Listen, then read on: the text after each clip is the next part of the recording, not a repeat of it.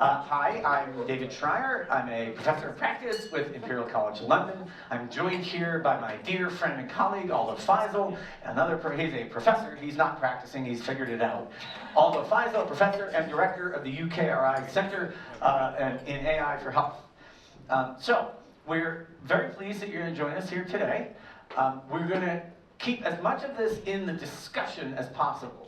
So what makes these convenings different that Imperial hosts over the course of WEF, and when I say these convenings, I mean the Trusted AI Alliance convenings, is that it's about you. We want to hear what you have to say and your thoughts on the topic. And we're going to engage in a vibrant conversation about that, because I always thought it was strange that you get the world's most interesting and accomplished people and bring them together in one place and then make them sit in rows and watch talking heads. So we have tried to minimize that, but we couldn't help ourselves. We are so excited by what we're working on that we are going to share with you some of the bleeding edge research that we are developing at Imperial. So I'll provide a little bit of introduction. I will explain the rules, because our salon has rules. I don't know, who here is a fan of the movie Scream? Yeah, there are rules! Okay, anyway. So there are some rules I'll take you through. Then, primarily, Aldo will share with you some of his work, which I think will help motivate and inspire the conversation. Then we'll get into the discussion, and then hopefully we will have time at the end where I will reveal to you, for the first time ever, a new kind of theory of change around a new theory of the firm, and description of how AI is impacting business, labor, and society, including, for the first time ever, my updated market forecast on what the Magnificent Seven will be worth in 2033. This is incentive to not leave early. Okay, let's get to it. Okay, so each table has a little pad and a pen. Look at your table. Who is closest to the pad and pen? Abisola, can we ask you to please facilitate this table? Okay. All right. So we are going to have a discussion. The discussion is going to be at your table, and we would like to know at the end what the other tables were talking about. So the rapporteur or rapporteurs will kind of get the main points as you answer a series of questions. Everyone's going to be answering the same questions. So you answer a series of questions, and then we'll do a readout at the end. So we all get to hear what the other tables were talking about, because another rate-limiting factor when you're at an event of more than 6 people is something interesting is happening at another table. And, we don't want, is there someone at the door? You can let them in. No? Okay. I saw someone walking. So there's always something happening at the table. I don't want you to feel FOMO.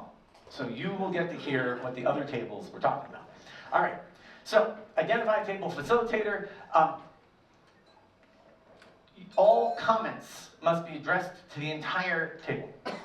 No turning to your neighbor to make that funny joke that you just had to make. Save it for the end.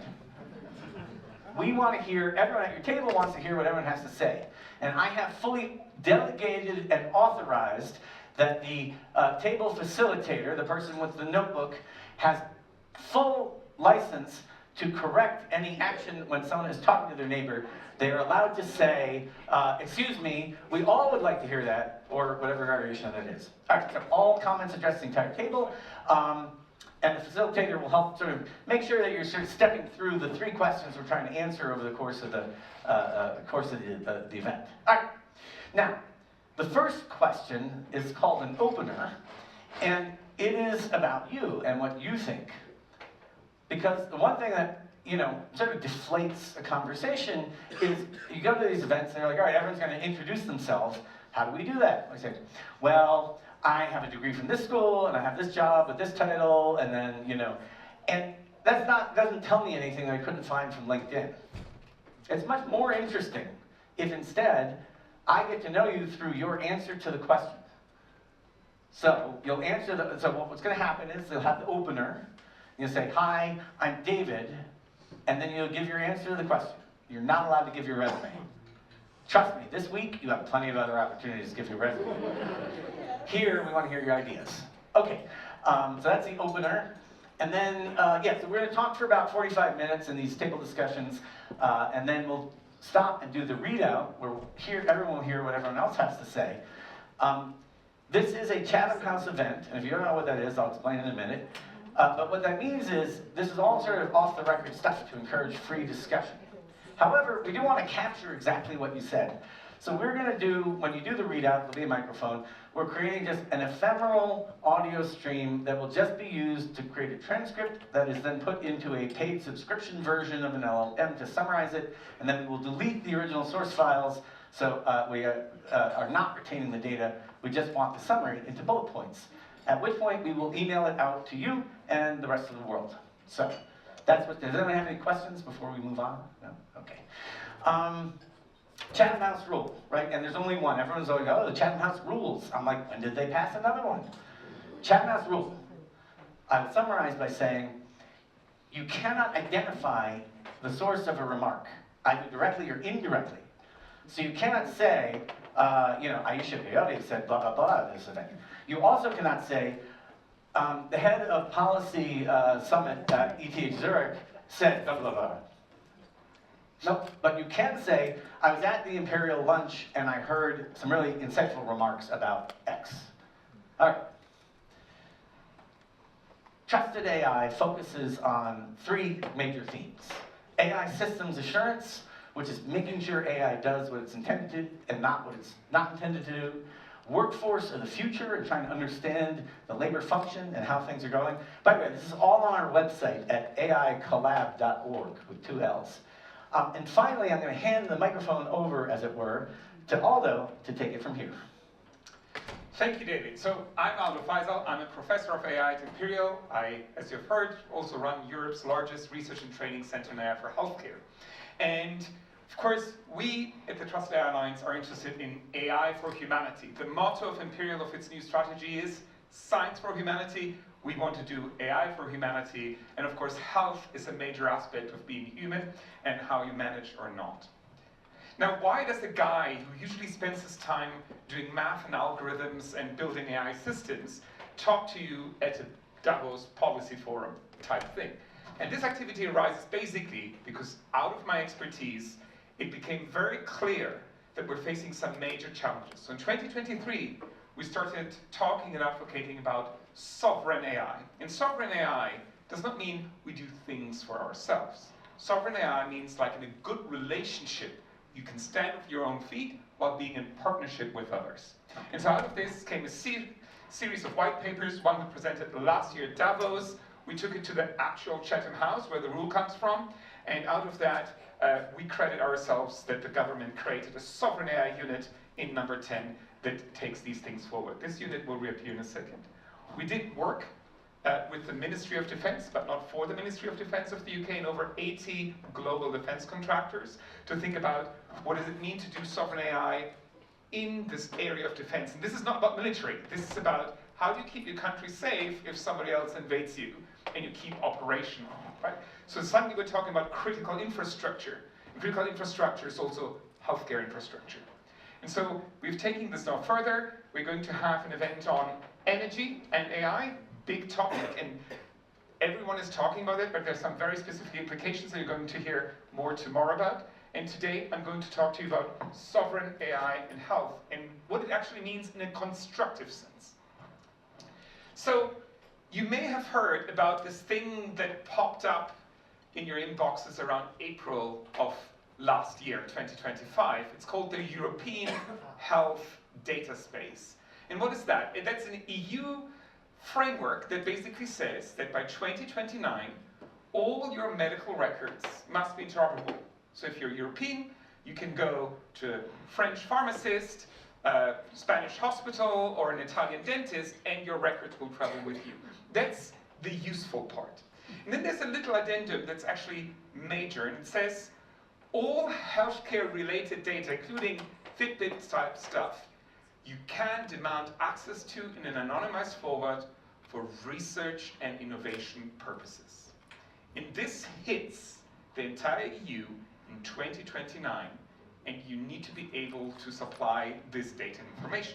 Now, what does this mean? When the EU worked the business case, the European Commission, why we need this European health data space, they worked out the value of this over 10 years is 11 billion. And I thought, that's can't be right. 11 billion is just operational stuff. It's roughly $1 billion a year. So as an AI for healthcare person, and we've delivered a number of healthcare technology that is now running in hospitals, innovations that you've not seen before, that were not imaginable before AI. So technology that is not merely automating what humans were doing, but delivering new stuff. We actually work through this, and as part of our white paper that we're launching effectively today, we've basically worked through the business case. What is, if you actually use this data, don't think like a librarian about data, having data libraries, but think about somebody who has a factory that can manufacture AI tools out of, well, the EU's healthcare data. How much is that? 450 million Europeans, close to 500 million, over 500 million if you add the UK to it. What can you deliver in terms of AI systems if you have that amount of data? You all know that GPT, ChatGPT, really became efficient and interesting once they used effectively the entire planet's digitally available English language data. Then the system had enough data to train. And that's why the ChatGPTs of this world, in their language capabilities, are much further ahead than most AI in healthcare systems, simply because they have a lot more data. Now, what can you do if you have 500 million people's worth of healthcare data? What AI can you do? So we worked through, you can read all about it in our white paper, a number of business cases that basically get us to a number that comes close to $90 billion a year in value from tools and their deployment, both within the EU, from healthcare delivery, data reuse, all the way to accelerating and transforming the way we do pharma. So this really takes us to a very interesting situation. The European healthcare data is unique because Europe, including the UK, have healthcare systems that are getting everyone's data. No one is left out. If you talk to the CMO of one of the US's largest healthcare providers, they will tell you, we can't build cancer AIs, Aldo, because out of the 20 million patients we hold, if they get severe cancer, they get sick, they fall out of insurance, we don't even know if they survived. Can't build an AI if you don't know if the patient survived. This problem does not exist in Europe. And so if you take this amount of cradle-to-grave data and can really work through what the business case for that is, you really come to the staggering number of 90 billion a year in value that you can create. And these are tools you can deploy in Europe, but you can also export globally. No other healthcare in the system in the world has this scale of data. Not in the US, it's fragmented, and not in China, it's equally fragmented. So this really takes us to how do we harness that? And so in April of this year, at the Francis Crick Institute, we launched the Nightingale AI initiative. So what is Nightingale AI? It's a foundation model for health. Now, that's just ChatGPT for health, isn't it, Aldo? No, it's not. Because most healthcare AIs that you hear about in this context are like English literature students that know how to process language, that can read a medical textbook and then answer you questions about medicine. That's not what Nightingale AI is. Nightingale AI does not read text. It reads x-rays, it reads your genetics, it reads your blood values, it reads the data that's coming out from your hospital. And these type systems can then reason like a doctor, not like a literature graduate about health. And so the software AI unit that I mentioned sponsored us. And so we received over 1 million GPU hours, just to give you a scale how much that is. That's how much OpenAI had to train GPT-3, and we just finished our first build run of Nightingale. We've signed MOUs with major, not just British, but international healthcare providers. The third largest healthcare system for pediatrics in the US, 3 million patients, has donated us 3 million patient records to work on this data. So 3 million patients worth of paper, and we want to take this forward. We want to build an open and trusted foundation model that reasons like a medical doctor, not like a literature graduate. And so with that, I want to leave you into our lunch. So food will be served, and while you talk about food, David is going to talk you through what we're going to talk about. All right, thank you, Aldo. And so hopefully that's given you a little food for thought. But I would like to now turn our attention to the questions and how we're going to introduce ourselves to our tables. starting with the opener of what is your we're going to leave this up, by the way. What is your single favorite way you have used AI for health, and why is it your favorite? Okay, so that's how. So what's going to happen is each table will go around, and each person will give their answer to that question of what is your single favorite way that you're using AI for health, and why? Why is it your favorite? All right. Then you get into the sort of discussion that the whole table is really going to solve around. And these next two questions are really what we're looking for you to dig deep on. One is, what is the next venture, whether it's for-profit, non-profit, public-private partnership, whatever, decentralized, collective, you name it, right? What is the next venture you would found if you had access to a world-class, large-scale health AI? What would you do? Magic wand is waved. You have unlimited tokens. And what policy intervention would help that venture be more successful? At WEF, we like collecting recommendations for government officials. So a few years ago, we did a climate dinner, and we got a whole bunch of interesting recommendations around how to create more incentives for greater private investment into climate sustainable, energy transition. And then we were able to take that document, that summary of bullet points, and hand it to a UK legislator who was the guy who was the first one to sign the net zero accord for a G7 country. And he then brought it forward to the parliament. So this stuff gets out there. So you have a chance to have impact and influence as a group, even beyond your individual impact and influence. But we want to know what policy interventions would help with this, and which kind of venture. All right, anyone have questions on the questions? All right, well, I think we can get into it. And so we'll be back in, roughly 45 minutes. Okay, there we go. So, it is time for the readout. I know this is very exciting. I think our table came up with some excellent ideas, but we were able to prove that small is beautiful. And those of you who study group theory know that, in fact, 4 plus or minus 1 is the ideal group size. So let's see if everyone else can live up to the ideal. But should we go last or first? I don't know. We may last. Okay. So we'll start at this end. If we can get the microphones circulating, we'll put one mic there, and then the second mic probably over at the next table. Yep. The next table, the person with the notebook. Yeah. So what we're going to do is we're trying to get a summary. So are we ready? Again, remember, this is Chatham House. We are going to protect your privacy, but we are going to temporarily record the output, this anonymized groupthink output. And then once we've summarized it through the transcript, we will delete the original recording. So, are we ready with the audio? Yes? Okay.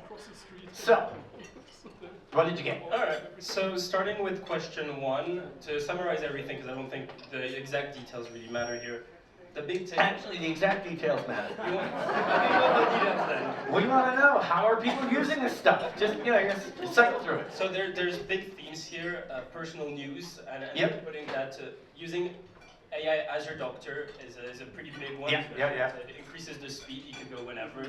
The availability, it doesn't need the rest, and there's also less error because it's machine made, and the machine will track everything.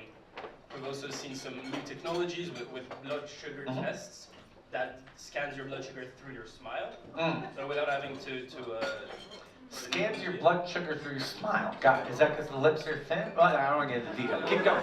Keep going. And also there was more on the training part, there was the AI coach that was personalized and that met the goals, or that understood the goals, and then personalized the training based on what those goals were and for that specific person. I'm struggling a bit, thank you. There was also something about legacy, being able to transfer data in between countries and between different. This was someone's favorite way to use AI? AI, that you're able to transfer a ton of knowledge, a ton of data through that, so that all the different Open countries. health, yeah. Yeah, open health kind of thing, where all the countries have access to all kind of information. All right, cool. So moving on to the second question, The second, and you can do them together. You can pair the business idea with the policy intervention so we can keep them threaded. Yeah. So it was a big discussion. There were a couple of ideas that came out. The first one would be solving the last mile problem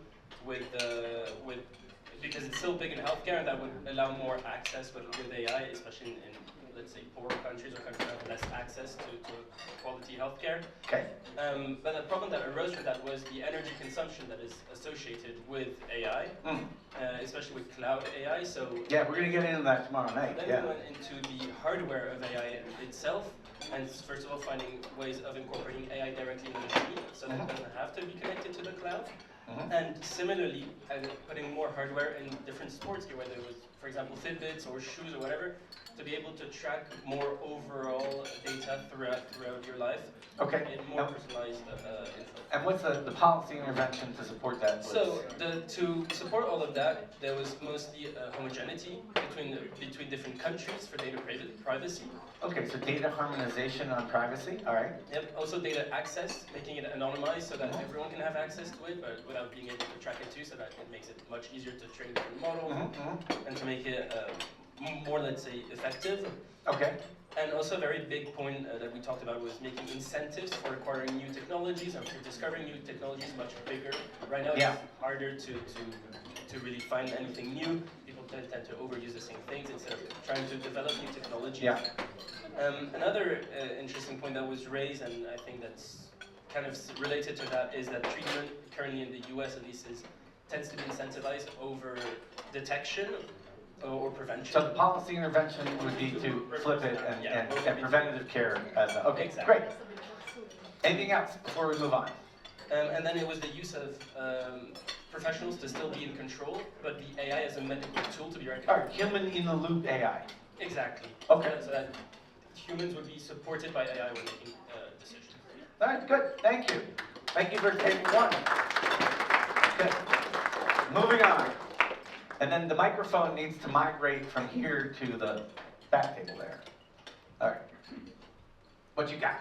So we started with the notion that cancer, many types of cancer, heart disease, diabetes, arthritis, these are all manifestations of the same disease. They're just showing up in different ways in your body, but they are caused in many ways in the same way. And so we discussed the topic of how can you treat all of these things? And what we've seen is incredible success with people taking GLP-1 inhibitors like Ozempic and Mounjaro, that they are seeing much reduced rates of each of these diseases. The next question, if you take the analysis a step further, is are there other medications that can provide these things, and how do we find them, and how do we get them to people? Okay. There are, for example, a number of... So, sorry, just the venture is what? We'll get to that. Medication period. Well, yeah. We'll get to that once. We're getting there. The question then is, how do we get those to people? And how do we provide the kind of customized analysis of each person's metabolism and blood work so that we can get them the bespoke set of medications that they need? In the US, for example, now you can hire a doctor for $3,000 a month, and they will provide you that bespoke set of medications. How do we democratize that further? Okay, and so push personalized.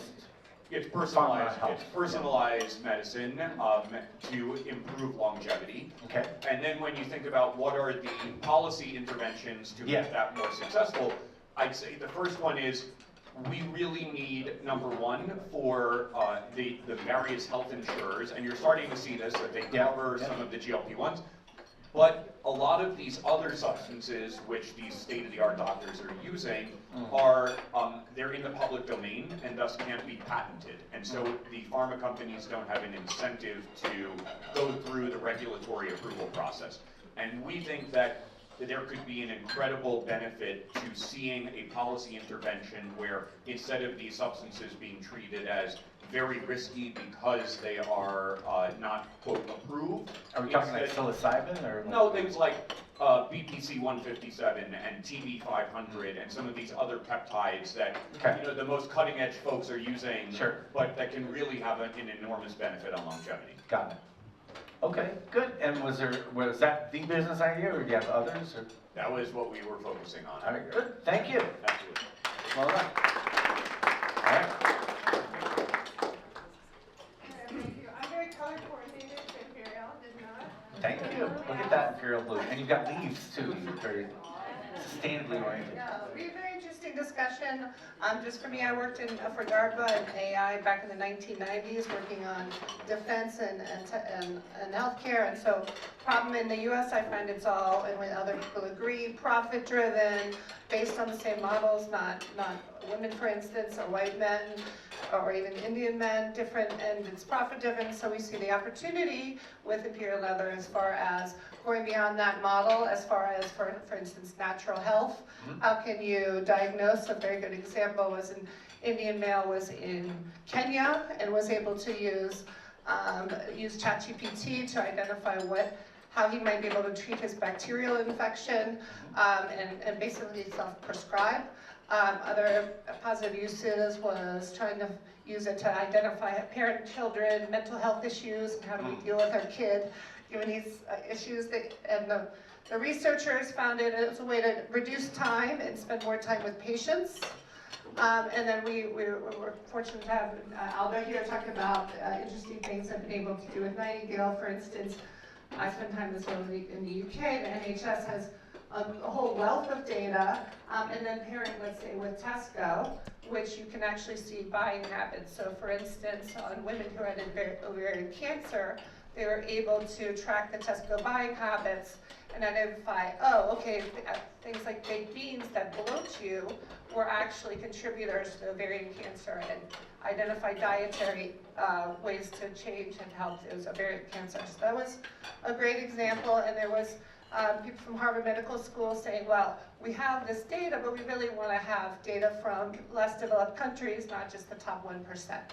So there might be opportunities too to leverage the data from all over the world to help people all over the world instead of just the very few. Thank you. And what kind of policy intervention do you need to enable that to happen? Into the mic. We need the mic.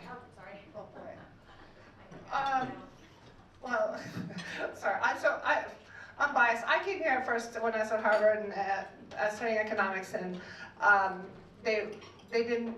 Larry Summers didn't think women were smart enough to be in economics. So I think one policy invention, getting more women involved in a lot of either the studies and designing the technology that's actually being deployed, because over 50% of the world, 60% of the educated labor force largely is not being included in designing these things for the world.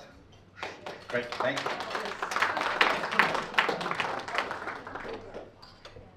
All right, I think our table probably was a very similar theme, where a very impact-driven table, and we talked about climate and the impact that it has on health, access to health, and how it varies in different countries and different regions.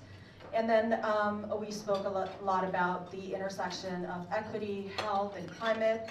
And then we also have our friend here from cybersecurity. So compliance and governance, absolutely, were key and important topics. And from a solution perspective, a few things that came up were precision medicine from both a detection and treatment perspective, and how one can leverage AI for that. Longevity and aging well, how can we use the data that we have access to about ourselves and be able to kind of plan our lives and live a healthier and, from a longevity perspective. Women's health, and how can we from a data perspective, be more intentional about collecting that data. Because right now, for instance, if we were to talk about clinical trials, it's cues towards a certain demographic. So how can we make sure that the data that we're collecting is inclusive of anyone and everyone, that at the end of the day, it's going to treat, right, from a healthcare perspective. What else? Cures, and perhaps what were some of the best cures in the past that for a specific, maybe terminal illness, that, like a cancer, that people could benefit from. So,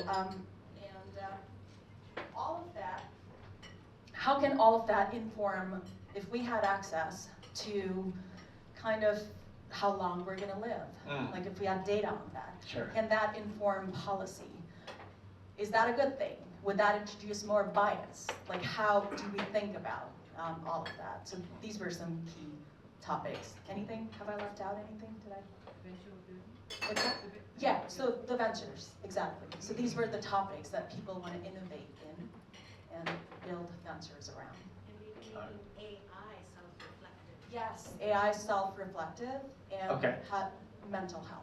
Got it. Intersection of All right. AI. Interesting. All right. So we want to have a better AI in the domain of mental health rather than what we're seeing today.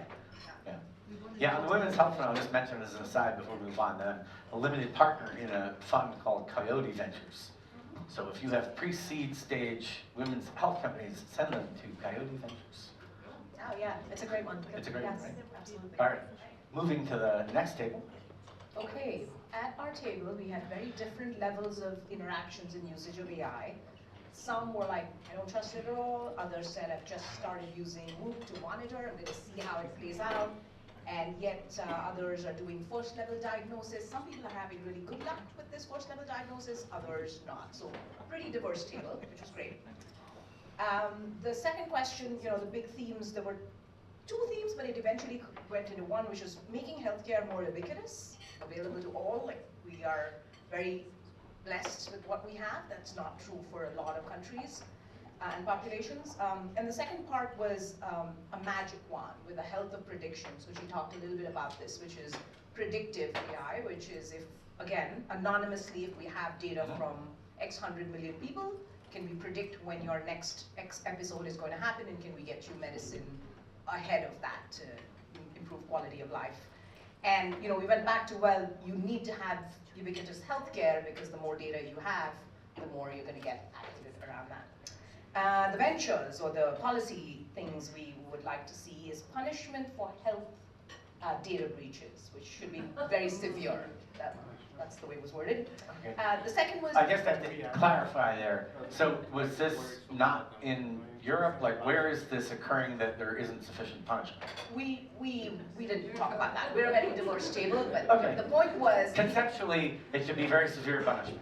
Right. If, Okay. if I'm going to give you access to all my health data, Right. then you're going to go use it for profit for something else without getting my consent, then you should be punished. I mean, not you. Okay. You know. Yeah, no, hey, look, I believe unauthorized use of IP, I'm all about punishing. Right.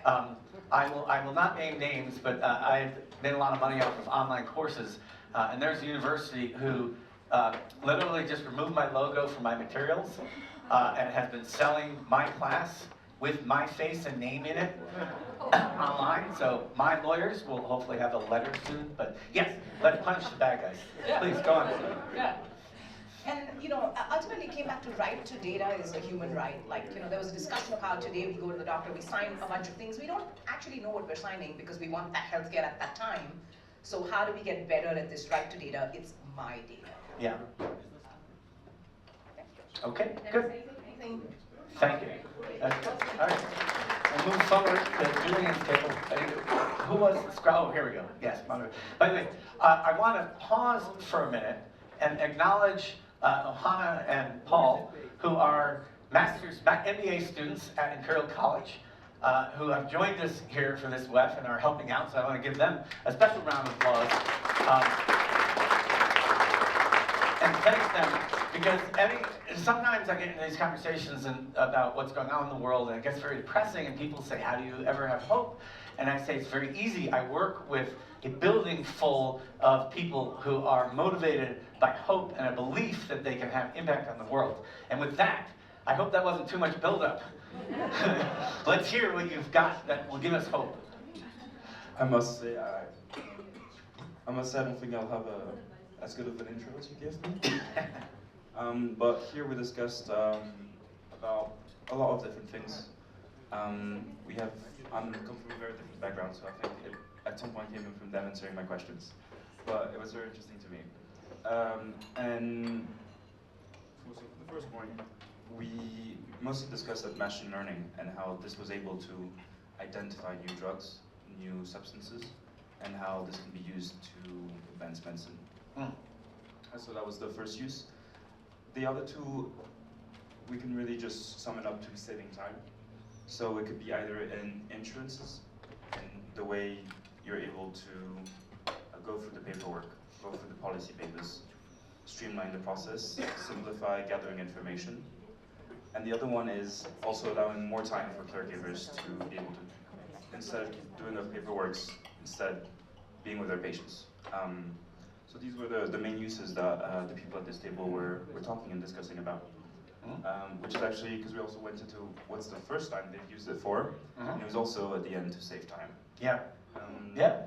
So on the second point, sort of ventures, very imaginary. We wanted from going to curing to preventing.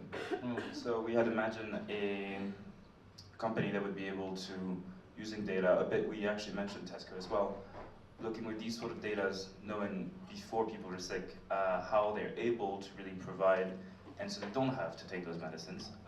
So that was one of the points. And the second one was harmonize the data, make sure that the data is usable. So now the barrier of entry is really high, so if you can have some way to make the data very accessible, this would skyrocket the opportunities of others. More or less. Cool. And Policy intervention? yes, so policies, it was mostly about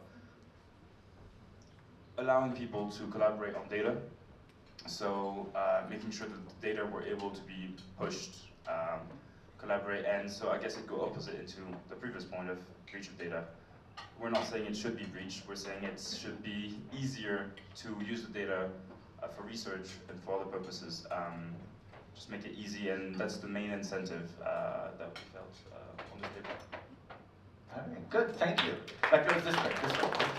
All right, so Abisola, Abisola, by the way, is also part of the Imperial family, as she is part of our network of mentors who work through Imperial Enterprise Lab to take all that great research and deliver it out into the world to have great impact. All right, so on this table, we wanted, people are using AI to better understand their health results, to do body scans and get insights into how their body works. And one of them was able to actually use a tool to figure out what sport they might be really good at. So that was interesting. And they love the augmentation versus having to wait for an appointment to see their doctor. I had not heard that one before. I know. The sport one is interesting. All right, keep going. Sorry. Yeah. Actually, I want to know what that tool is. Yeah. And then in terms of venture, well, another use case was when someone on the table's father-in-law leveraged AI to interpolate movement and patterns to estimate fall risks for his wife and effectively extending her life. Wow. Battling a health situation. And then, So it's behavioral health longevity. yeah. Okay, keep going. This is good. And then in terms of ideas of ventures, being able to match people to clinical trials. In this specific case, we're thinking of cancer patients, but I think in general it's a need. Being able to quickly find the right person or right persons to match the clinical trials available. And then predicting success, or at least having a score for how successful that trial might be on that individual person or people. And then AI scanning and synthesizing medical research data across all disease states. Yes, that's a big, ambitious one. And then ensuring access, so now we're moving to Sorry, 1 second. Yeah. I need that, that's my lunch, which I haven't had time to eat. Thank you. Okay, keep going, keep going. All right, so that's it on ventures. There was one more around mental health for children and just making sure that there's safe solutions out there to ensure that the strange stories that we hear are no longer happening. Okay. And then that shifts. Does that need a policy intervention? That does need a policy intervention. So that shifts us into the policy situation where, first of all, guardrails around the engagement models for AI use in children, especially around behavioral health and mental health, ensuring access for the poor and global access. They keep trying to take my food away. I think it's a sign to speak faster. I want all the content 50% faster. Can I press the Okay. 1.5x button? Okay, do that. Okay, and then from a policy perspective, we want more women in AI dialogue. Keep going, this is good. This is good. Protections for children, requiring balancing data sources to reduce algorithmic bias, and democratizing data. That's it. All right. Outstanding. Okay. So, I'm not going to do it justice, but I'll try, and my table mates, maybe if we give the mic over, they will catch me when I fall, as I rely on my team. Unsurprisingly, what we found exciting and interesting was very similar to what we heard at the other tables of, Dr. AI on the one hand, right? So having a resource always available, always on, able to explain our personal health questions and conditions to us. And AI as a data analyst, particularly for trying to pull information around better serving rural areas that are underserved, and understanding and managing health. I couldn't tell if this one was a venture or if this was actually what you're currently interested in, so you'll correct me. But the potential of this platform as a move to ventures is accelerating research into women's health. Which again we've heard around the room here, a badly underserved area, and offering greater accessibility in emerging markets.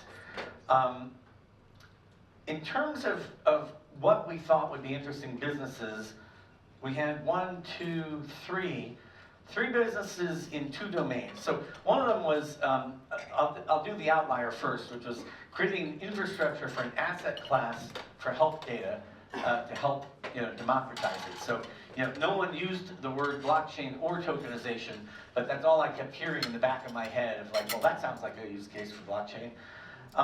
And so it, in theory, could give advantages to people to share data, and there could be a financial incentive model to encourage them to want to share data. The other 2 were like yin and yang of the same problem, which is there's a lot of data in the health and medical field we can't use. And so one example would be pharmaceutical company dark data, right? 1 in 3,000 molecules turn into a drug. The information on the other 2,999, whether it's benchtop around like that you can't manufacture it, or it's the patient interactions or what have you, all is in silos in different pharmaceutical companies. So you have hundreds of billions in government-funded research and privately funded research that's just sitting there that you can't access. And so the first one was a data de-identification business that would enable using this data in a GDPR compliant fashion. And of course that requires then a government policy intervention to allow that to happen. One way you could do this is something called secure multi-party computation with secret sharing. So we talked about that in the book Trusted Data, which we put out a couple of years ago, 2019, from MIT Press. But that was an example. There are other technologies that work as well. And then put an economic model. This was interesting. So now we flip it on its head. And we say, let's have an economic model around negative results. The company is going to be called 10,000 Failures. And we're not going to use this LLM. We're going to create a new LLM. That's a reference to Thomas Edison, as I'll share in a minute. We're going to create a new LLM that just consists of negative results and create that as a utility resource for the world. Because right now, you publish if it works, and you don't publish if it doesn't work. And so there's a huge amount of information that's lost and repeated, huge amount of inefficiency. So did I leave anything else out? Was that it? All right, good. So thank you all. That is excellent work. We really appreciate your thoughts and your ideas. Again, we will play this back to you. Thank you.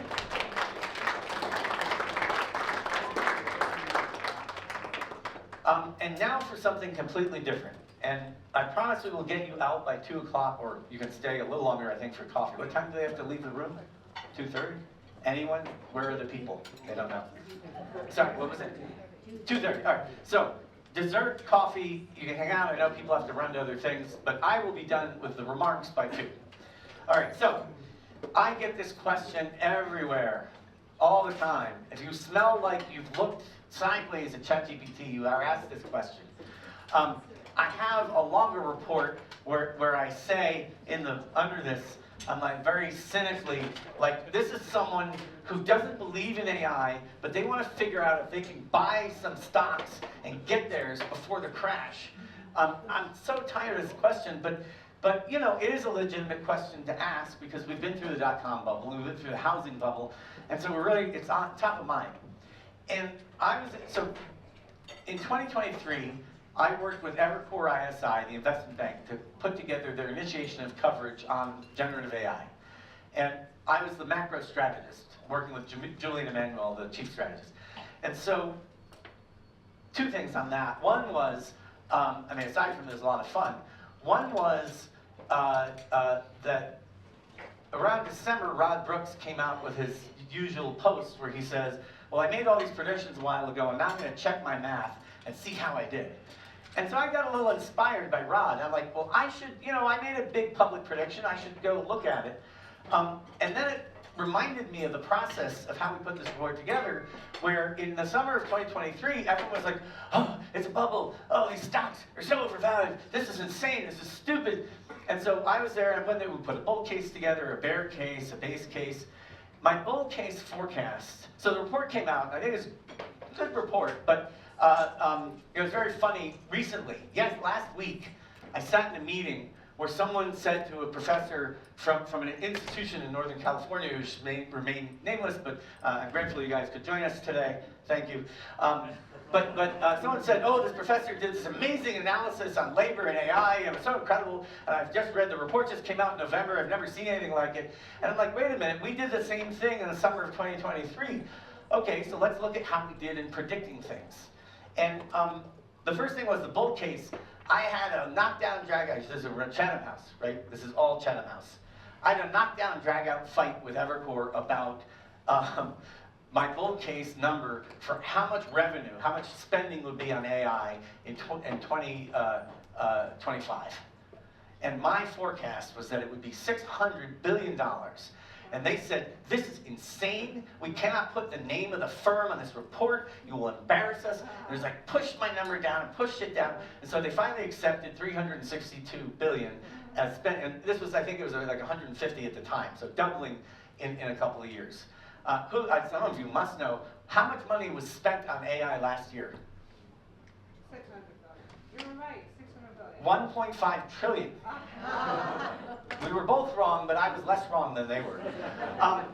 And so they invite me back, and they say, all right, we want to do a bull-bear debate, Dave. And so they stood me up against a guy named, and I'm getting his name wrong, Ed Zitkin? Does anyone know this guy? Anyway, he's a notorious bear around AI, very quotable. He says things like, you know, all this money going into AI data centers is just a scam to create the world's largest collection of laser tag parks. Because once they all go bankrupt, that's all they're going to be good for.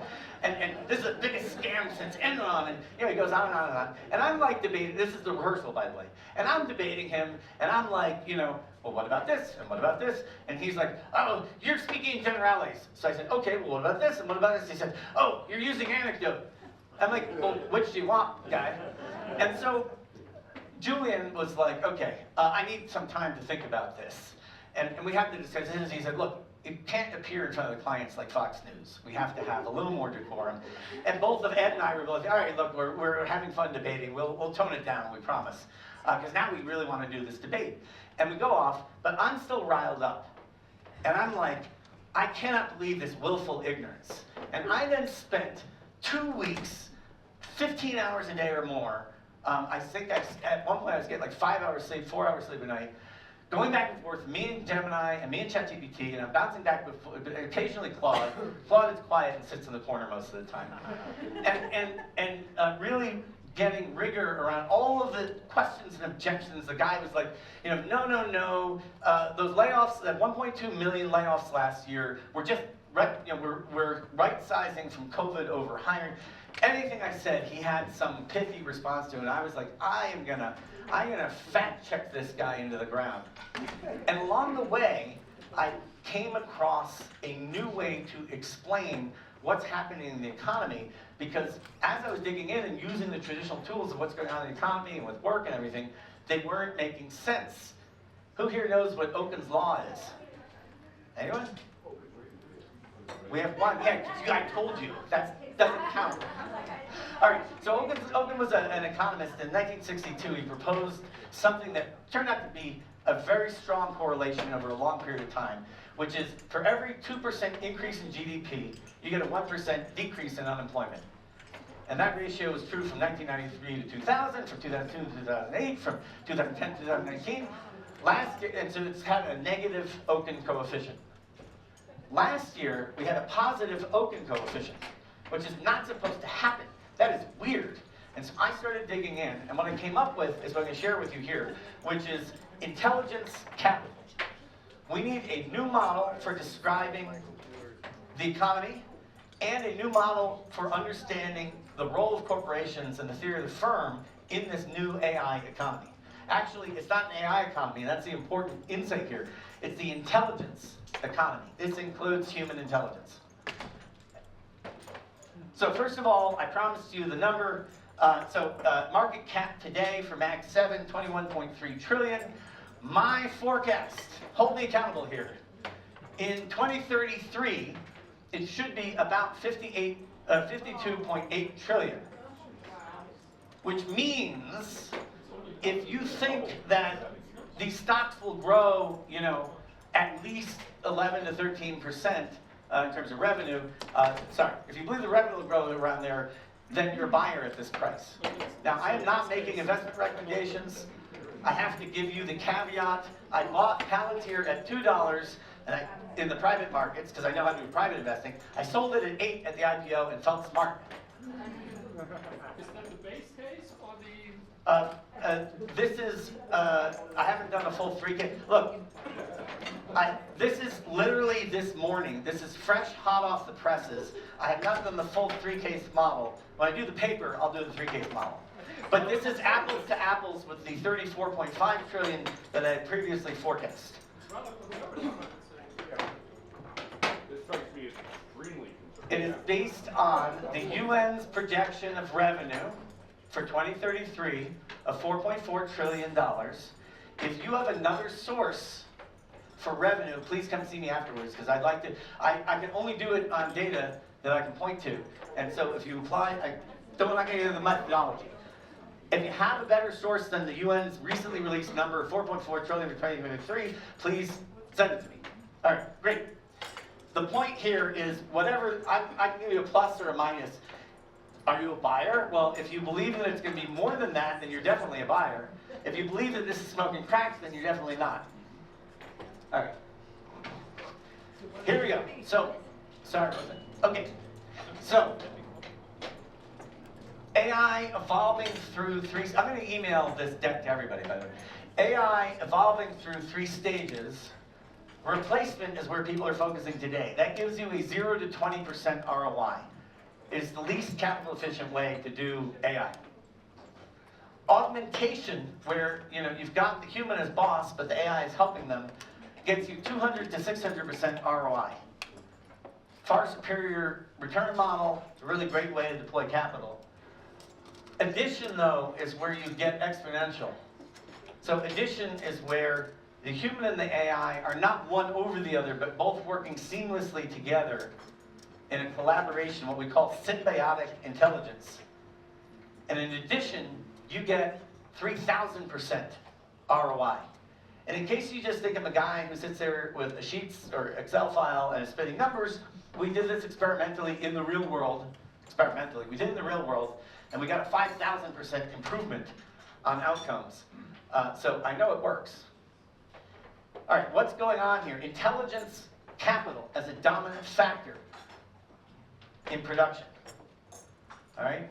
So there are a series of supposedly disparate things going on that, if you pull back and look at it from a systems perspective, are all reflective of the same phenomenon, which is intelligence capital. And so the engine of value creation in the economy is intelligence capital. This is where intelligence, which could be synthetic, it could be a mix of synthetic and biologic, technically it could be biologic, but intelligence owns a process and captures, refines, and compounds knowledge and learning. It's something we call a generator. And your new firm that the intelligence capital firm will have a portfolio of these generators that is managing in a disciplined fashion. And the enterprise objective is not adoption, it is intelligence capital yield. And the CEO's focus now is not, oh, I'm going to increase shareholder value. No, no, no. I'm going to increase intelligence capital. And it gets even further into interesting things of, instead of valuing businesses on their discounted cash flow analysis of future cash flows, we could value businesses on their future anticipated intelligence capital generated. I'm working on a very big report about this. It's going to take me about 6 to 8 to 12 weeks to put together. I have other collaborators with me, but I promise you I'm happy to send it to you if you want to see it. But yeah, this was the exciting thing that was keeping me up all night, where we go from, you know, this IT, depreciating IT asset into a compounding intelligence asset. This does things like we can capture value we don't know how to capture before.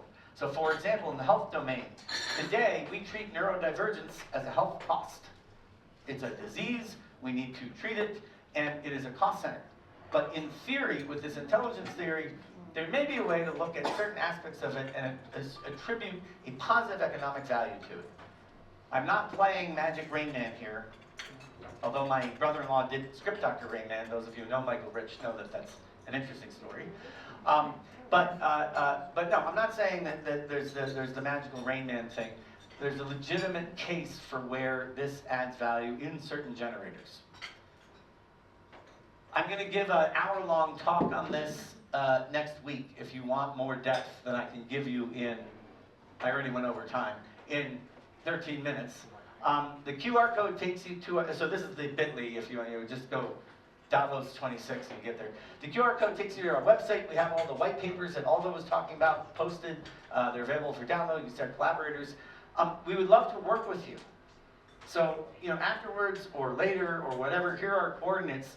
If you think anything we're working on sounds interesting, get in touch. That's why we're here, because we would like you to work with us and help build a better future as we bring science to humanity. Thank you, everybody. This was great. And